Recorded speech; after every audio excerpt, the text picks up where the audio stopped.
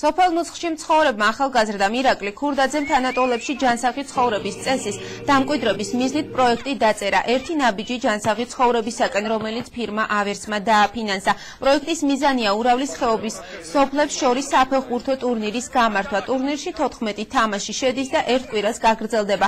მუნიციპალიტეტის საკრებულო საუკეთესო ბომბარდირისა და გუნდს გამოავლენს და დააჯილდოვებს. ხორციელდება კომპანია ავერსის დაფინანსებით. კომპანია ავერსმა დააფინანსა სტადიონის რაღაც საფეხბურთო ატრიბუტიკის ხარჯები, დანარჩენი ყველაფერი საორგანიზაციო საკითხები მოაგვარა სოფელმა მუსხმა და ჩატარდება ზონალური ტურნირი ურავლის ხეობის სოფლებს შორის, ასევე ასპინძის რაიონის ორი სოფელი მონაწილეობს, ზველი და ჭობარეთი.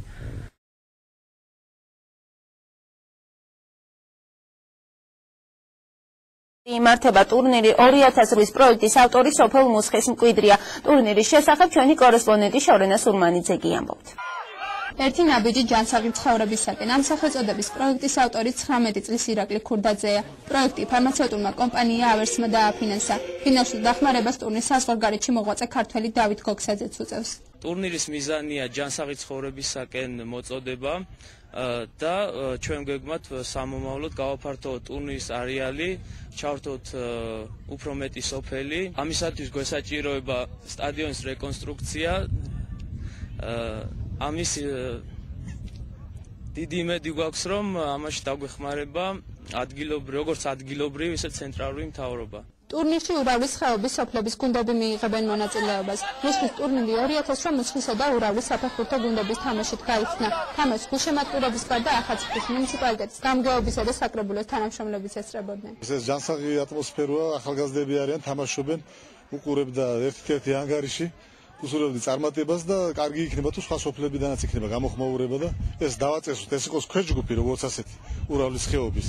იგივე შვირის აწყურის ზონას თუ გამოეხმაურება ამ თამაშსა და მიიღებს მონაწილეობას, კარგი იქნება. ტურნირის პირველი თამაში სოფელ ურავლის გუნდის გამარჯვებით დასრულდა. თუმცა